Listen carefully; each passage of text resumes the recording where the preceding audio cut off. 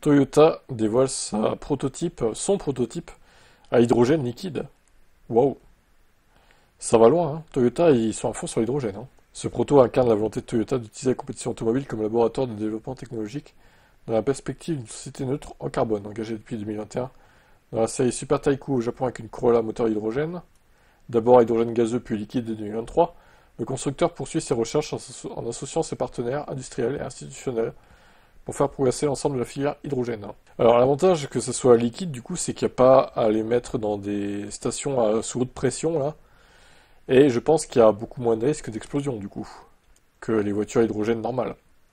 Après une démonstration réussie au Rallye 2022 e-Press, avec la GR Yaris H2, Toyota a intensifié ses efforts. En 2023, la Corolla hydrogène a effectué un tour de démonstration au Mans, tandis que le concept GR H2 était dévoilé pour imaginer un futur règlement hydrogène dans l'épreuve Mancel. Donc ce concept est basé sur la GR 010 hybride engagée au championnat du monde d'endurance. Le moteur thermique est désormais alimenté en hydrogène et la voiture conserve la technologie hybride de sa cousine. Il servira de base à de futurs essais sur circuit pour affiner la technologie et renforcer l'écosystème hydrogène. Cette présentation s'inscrit aussi dans le cadre du 40e anniversaire de la première participation de Toyota en Mans.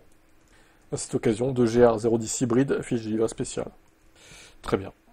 Eh ben écoutez, moi j'attends de voir, hein. Pourquoi pas des courses automobiles hydrogène liquide, ouais.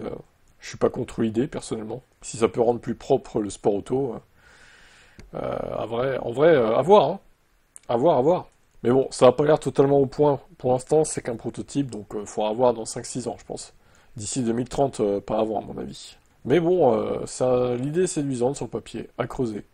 Par contre, pour les voitures particulières, je reste pas convaincu par l'hydrogène, qu'il soit gazeux ou liquide, personnellement.